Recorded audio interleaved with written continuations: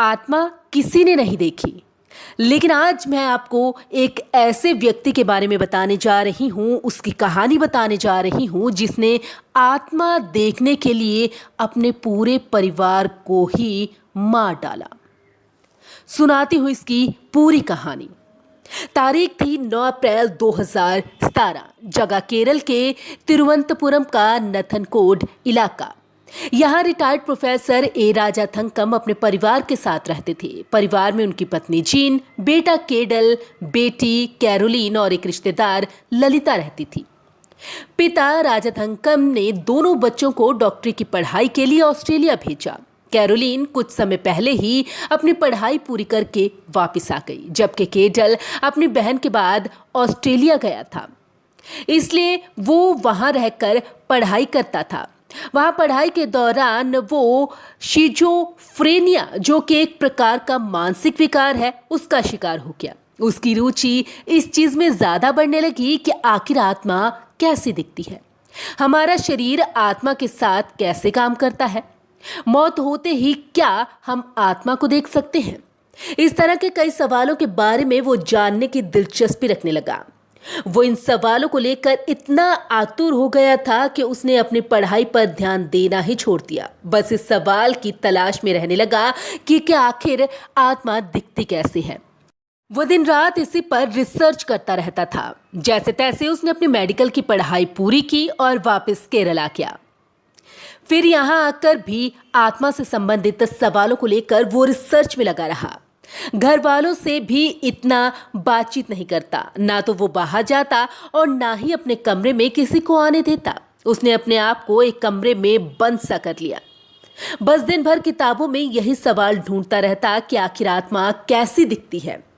Cattle की मानसिक स्थिति को देखते हुए उसे 2 बार मनोरोग विशेषज्ञ के पास भी भेजा गया। वहां भी वो बस उन्हीं बातों को लेकर डॉक्टर से सवाल करने लगा। उसका ट्रीटमेंट चला, लेकिन उसका भी कैडल पर कोई असर नहीं हुआ।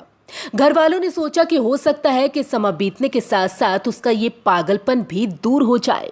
दिन बीतते गए और वो यूं ही घर में बैठे बैठे बस पैरानॉर्मल एक्टिविटी और आत्मा के बारे में रिसर्च करता रहता। फिर उसने एक ऐसा निर्णय लिया जिसे सुनकर किसी के भी रोंगटे खड़े हो जाएं। उसने सोचा कि अगर मैं किसी को अपनी आंखों के सामने मार डालूं तो हो सकता है कि मैं शरीर से बाहर आत्मा को निकलता देख सकूं। इसके लिए उसने किसी का मर्डर करने का प्लान बनाया। फिर कैडल का पहला शिकार बनी उसकी मां। 6 अप्रैल 2017 के दिन वो घर पर सिर्फ कैडल, उसकी मां जीन और आंटी ललिता थे। कैडल सबसे पहले अपनी मां के कमरे में गया। वहां उसने देखा कि मां बेड पर लेटी हुई है। कैडल ने मां को तेजधार हथियारों से मारना शुरू कर दिया। मां उसके सामने गिड़गिड़ाती रही कि ना मारे, ऐसा ना करे, लेकिन कैडल ने उसकी एक ना सुनी और मार डाला। उसे बस आत्मा देखनी थी, इसलिए वो मां पर हमला करता रहा। चीख पुकार सुनकर दूसरे कमरे से आंटी ललिता भी वहां पर आई। कमरे का मंजर देख वो दंग रह गई। तभी उसके मुंह से चीख निकली।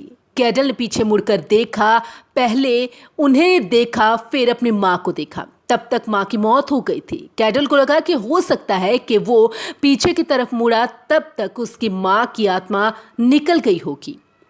इसलिए वो फिर अपनी आंटी की तरफ बढ़ने लगा। उसने फिर उन्हें भी उसी तरह मार डाला, लेकिन तब भी उसे आत्मा दिखाई नहीं दी। यूं ही 3-4 घंटे बीत गए।